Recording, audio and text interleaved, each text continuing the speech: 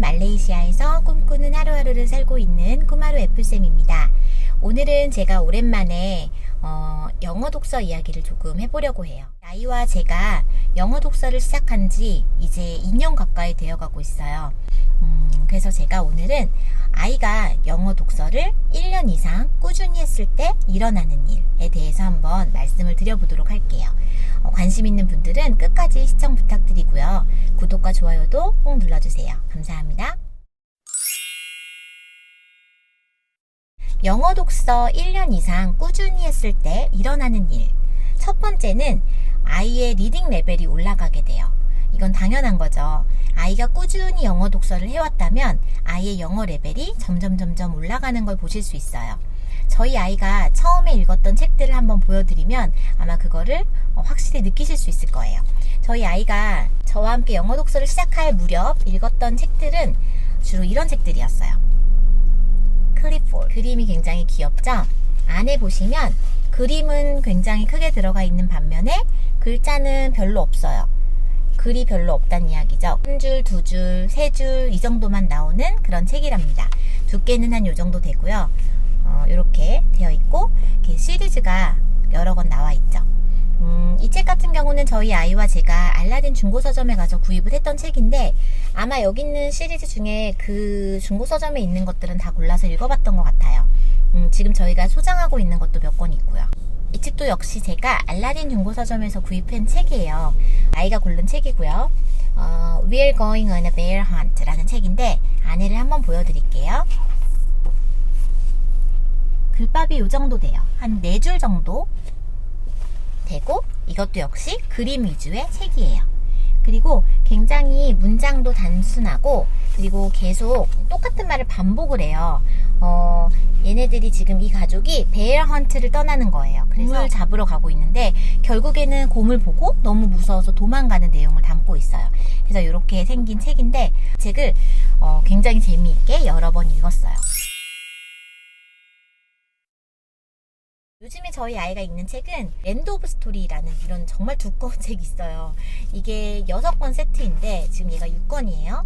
예전에는 제가 2권을 제일 재밌게 읽었다고 소개를 해드렸던 것 같은데 요즘엔 이제 6권을 재밌어 해요. 요 단계로 넘어가니까 이제 그림이 없어요. 이 안에는 그림이 없고 글만 나와요. 이렇게 챕터가 시작될 때 이렇게 한 번 정도의 삽화만 있고 글밖에 없는 책이거든요.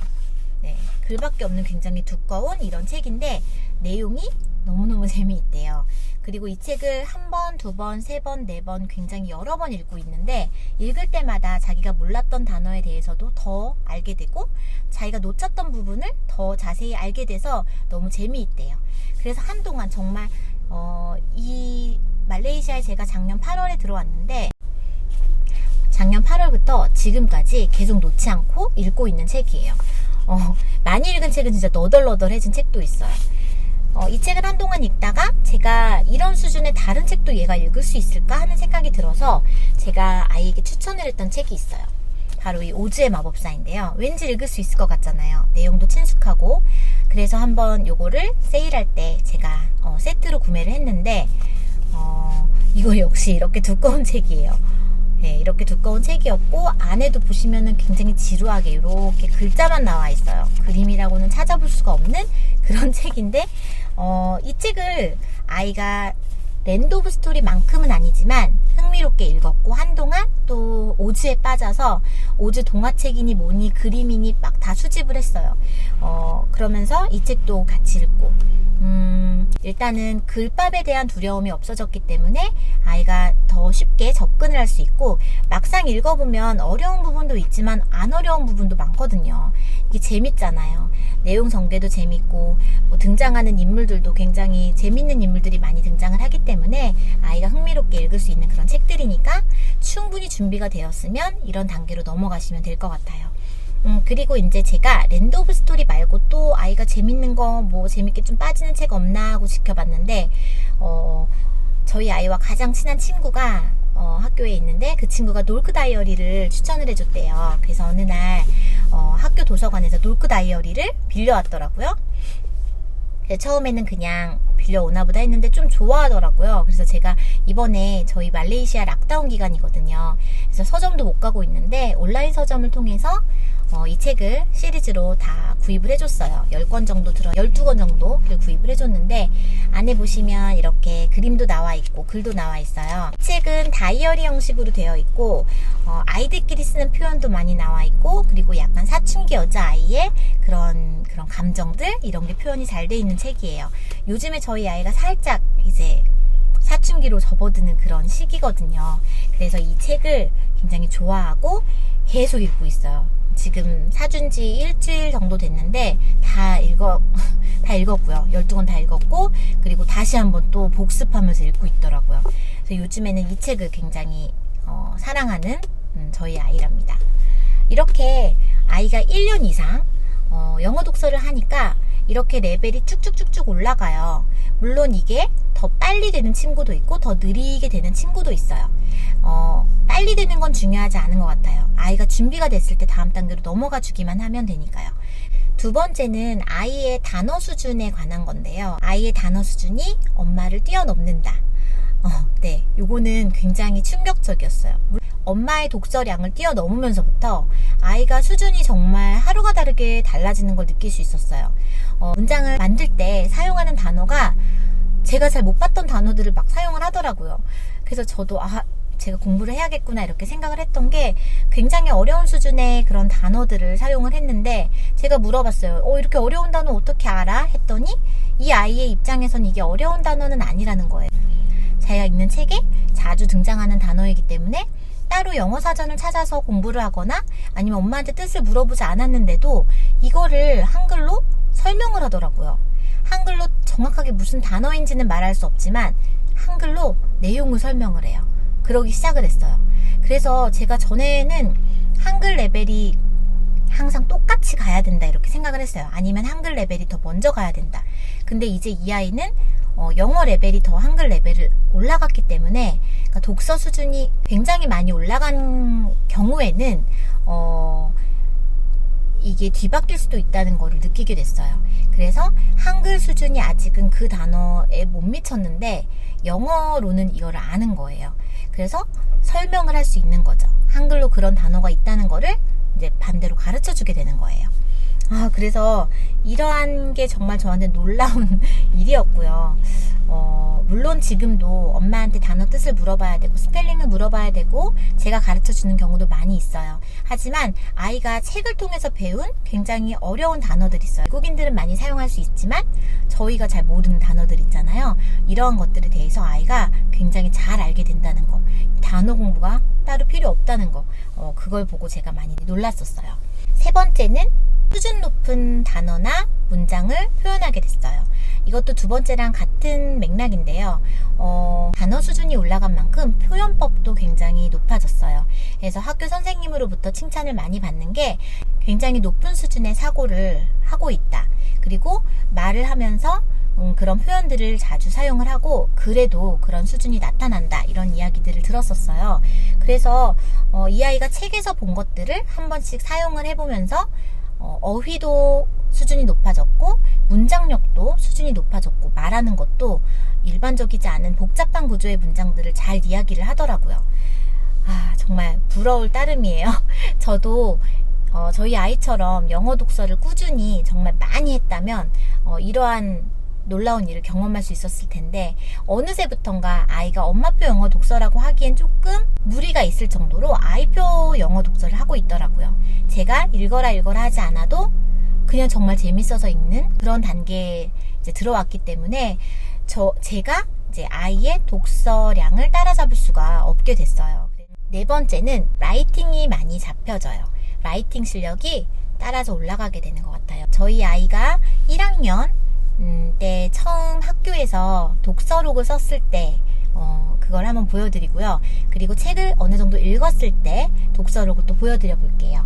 이건 한국에 있을 때 아이가 썼던 거예요.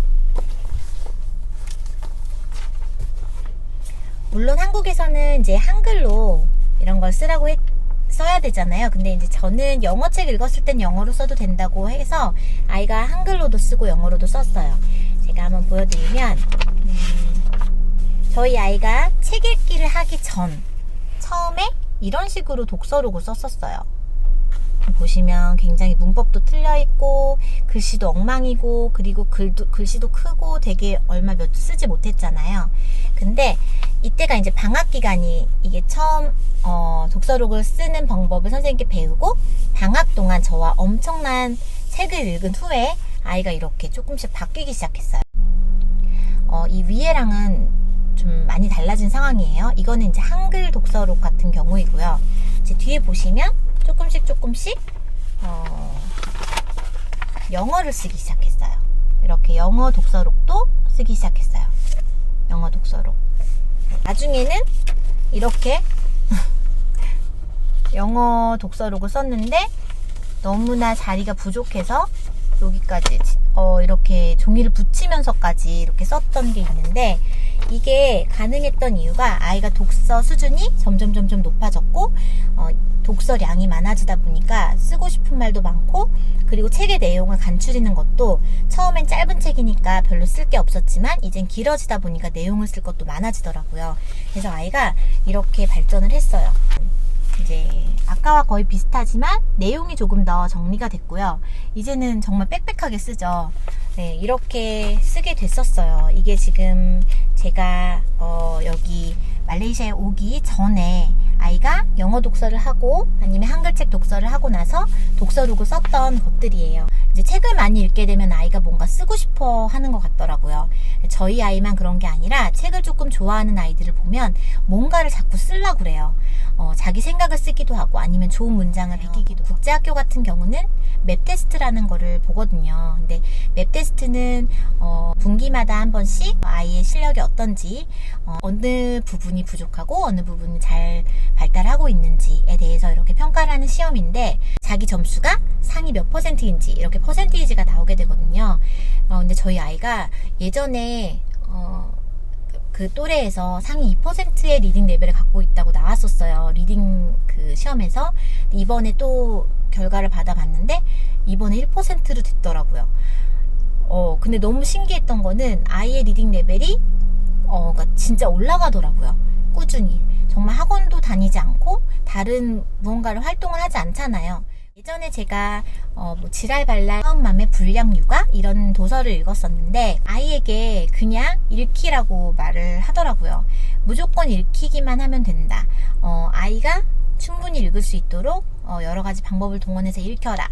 이런 저와 똑같은 이런 주장을 하셨었는데 그러다 보면은 어느샌가 본인이 알아서 읽는 시기가 온다고 했어요. 근데 그게 저희 아이는 조금 빨리 온 것 같기도 해요. 이제 어떤 분들은 너희 아이는 언어의 재능이 뛰어나기 때문에 그게 가능하다. 그렇게 얘기하시는 분들도 있는데 저는 저희 아이가 언어 능력에 뛰어나다고 생각을 그렇게 많이 하지는 않았었어요. 요즘에는 조금 놀랄 때가 있는데 예전에는 그런 아이가 아니었어요. 오른쪽 왼쪽을 헷갈려서 뭔가 오른쪽 왼쪽을 1년 동안 헷갈려 했던 아이예요. 오른쪽이라고 하는데 왼쪽인지 어딘지 헷갈리고 약간 인지가 그렇게 빠른 아이는 아니었거든요. 굉장히 정말 많이 읽었어요. 제 기준에서는 정말 많이 읽은 편이거든요. 다른 집 아이들은 더 읽는지 모르겠어요.